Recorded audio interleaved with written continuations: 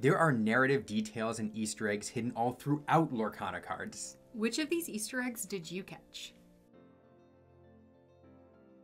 Let's start with some obvious Easter eggs in Sapphire ink. In previous videos, we've examined how ink color influences card art and the unique patterns and themes we see in the cards. And sometimes, the artist weaves the ink symbol directly into the card art itself. For example, in the card Let It Go, Milika Selikovic worked part of the sapphire symbol into Elsa's icy spell. On the art for Ariel, a card yet to be revealed at the time of filming, we see the symbol on a thingamabob that Ariel is admiring. And here, artist Samanti Ardini worked the sapphire ink symbol into the railings of Aurora's castle. While we're on the subject of Aurora, let's take a look at the glass panes in the castle window. They resemble an owl.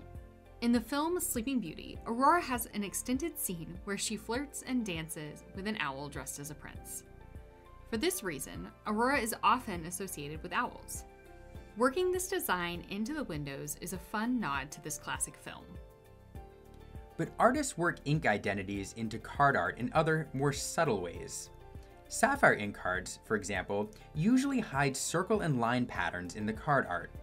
Some of the newest reveals continue this trend. For example, we see the pattern on One Jump, on Aladdin's parachute, and on the building behind him. On Flounder, we see the pattern on the wall of the sunken ship. In Develop Your Brain, it's subtle, worked into the magic here. Before we move off of Sapphire, let's take a look at another pair of Sapphire cards, Maurice and Belle, for some fun story speculation. We haven't seen Belle's official reveal outside of Game Trader magazine yet, so we don't have a great look at her art. However, we can see that she's working on crafting something with room for a circular object near the top.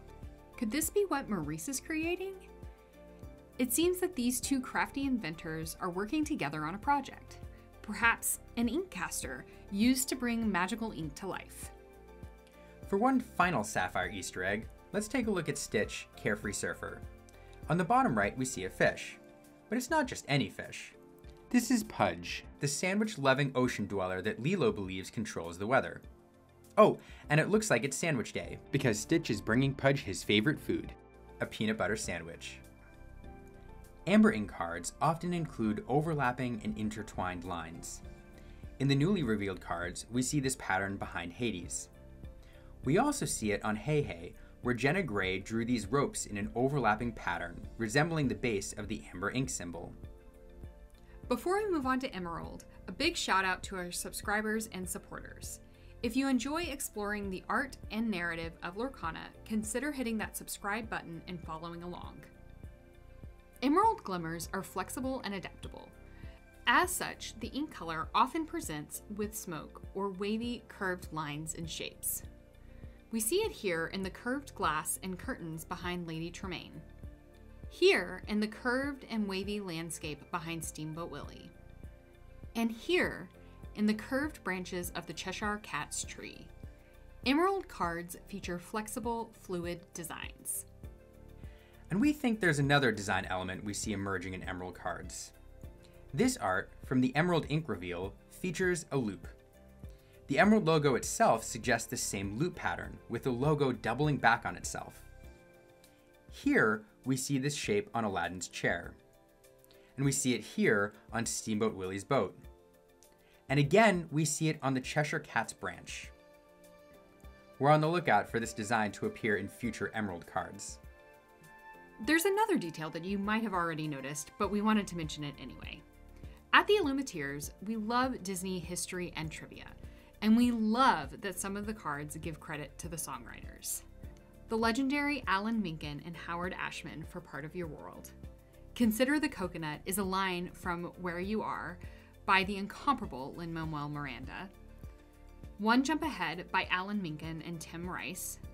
And Let It Go by Kristen Anderson Lopez and Robert Lopez. So far, Ravensburger has worked tirelessly to highlight their amazing Lorcana visual artists, and it seems that they are intent on honoring the lyrical artists as well. You know, as we look at all of these narrative details, one of the things we're still trying to unravel is what the story is in this first set. There's a lot of mysteries that we need to solve. For example, what are Belle and Maurice building? Yeah, and why is the fairy in Hook's lantern? Yeah, no idea, but there's a story here that Ravensburger has yet to reveal, and when they do, it's going to be so much fun. Yeah, we'd love to know what Easter eggs you saw in this new batch of cards that just came out. Drop us a comment below, and we look forward to seeing you again next time. Let us know what we missed. Bye.